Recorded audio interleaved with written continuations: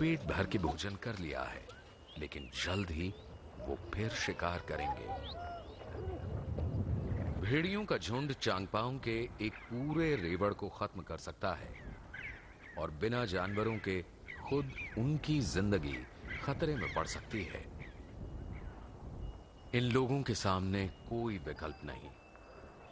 भेड़ियों द्वारा अमूमन इस्तेमाल किए जाने वाले चौराहे पर खानाबदोशों ने एक स्थायी मौत का कुआं बनाया हुआ है, जिसे शांगडुंग कहते हैं।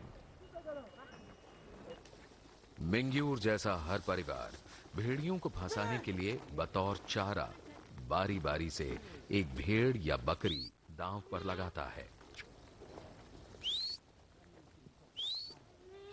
बकरी का मालिक उसे मौत के मुंह में ढकेलते हुए एक छोटी सी बौद्ध प्रार्थना बुदबुदा रहा है। ओम मणि पद्मे हुम। ये तिब्बती मंत्रोच्चार सभी प्राणियों की मुक्ति के लिए किया जाता है। रेवड़ के अपने संगी साथियों को पुकारते हुए बकरी भेड़ियों के झुंड को आकर्षित कर लेगी, लेकिन इसमें कई दिन भी लग सकते हैं।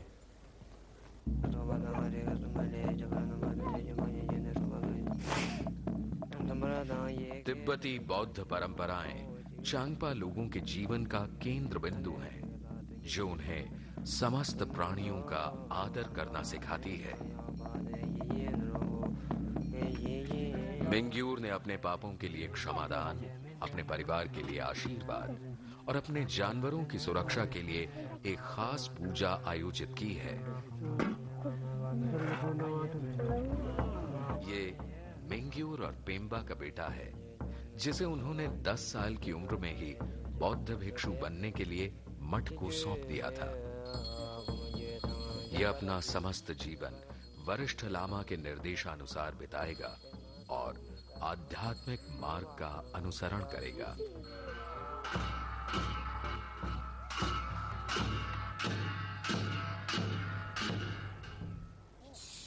20 दिन बाद एक भेड़िया गड्ढे में गिर पड़ा। कभी कभी भूख से व्याकुल भेड़ियों का एक पूरा झुंड गड्ढे में कूद पड़ता है और तब खानाबदोश जश्न मनाते हैं।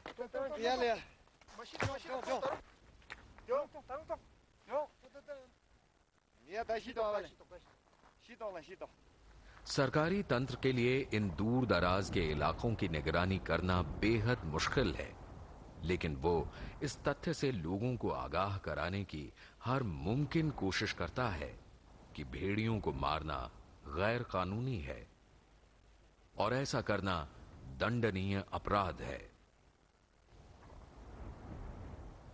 चांगथांग में मई में वसंत की शुरुआत और बर्फ पिघलने लगती है।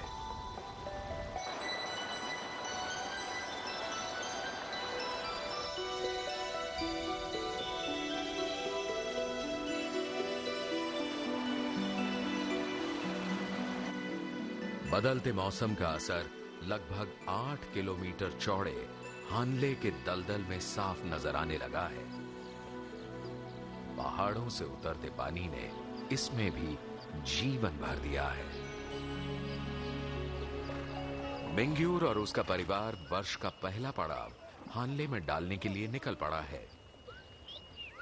कठोर और बेरहम सर्दियों के बाद इनके जानवर निढाल और कमजोर हो चुके हैं, लेकिन खुशकिस्मती से सभी इस हरे भरे मैदान तक सुरक्षित पहुंच गए।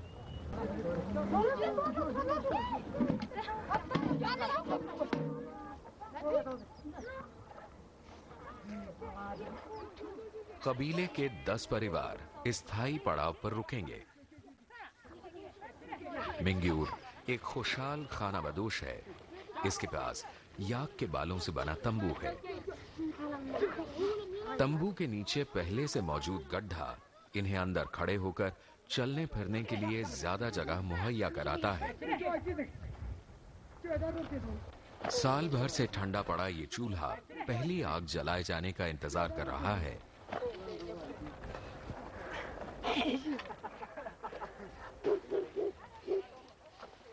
तंबू का काम खत्म होते ही पेम्बा ने भगवान बुद्ध और अपने इष्ट देवी देवताओं के सम्मान में वेदी पर दीप प्रज्वलित किए।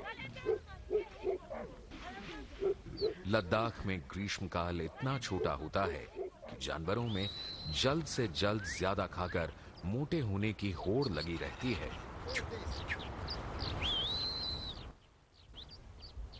हानले में मिंग्यूर के आगमन के साथ ही संयोग से वहां भारत के विरले पक्षी ब्लैक नेक्ड क्रेन यानी काली गर्दन वाले सारस आन पहुंचे। पक्षी विज्ञानियों को अभी भी ठीक से ये नहीं पता कि ये कहां से आते हैं, क्योंकि इनके प्रवास मार्ग पर कोई अध्ययन नहीं हुआ है। हजारों साल से ये घाटी इनके प्रेमालाप से गूंज रही है।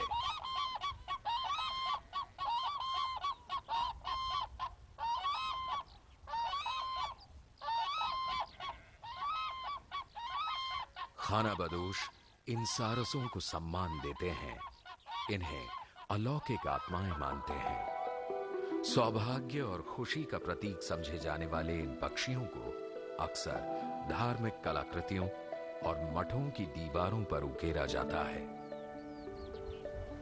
यहां इस दलदल में सारसों को मनचाहा भोजन मिलता है। कीड़े मकोड़े, घास और मछली भी। विलुप्त हो रही इस प्रजाति का संरक्षण सिर्फ कानून ही नहीं करता, बल्कि चांगपा भी बड़े प्यार से इनकी आमद का इंतजार करते हैं।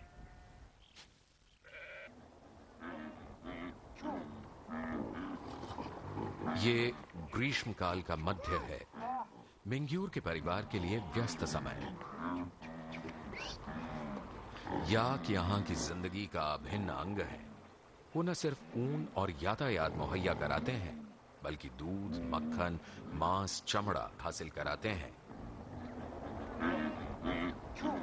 चूंकि याक लंबे वक्त तक बिना निगरानी के चरते रहते हैं, ये कभी भी पूरी तरह से पालतू जानवर नहीं बन पाते। याक गर्मी से बेचैन है। इन्हें अब अपने शरीर पर महीन बालों के कोट की जरूरत नहीं है, लेकिन मिंग्यूर के परिवार के लिए ये ऊन बेशकीमती है, जिसे वो आसानी से इकट्ठा कर रहा है। ऐसा करने से याक को कोई तकलीफ नहीं होती। मिंग्यूर के लिए सबसे मूल्यवान है उसकी पश्मीना बकरियां। हर बकरी से बहुत हुआ तो 200 ग्राम पश्मीना ऊन मिलती है।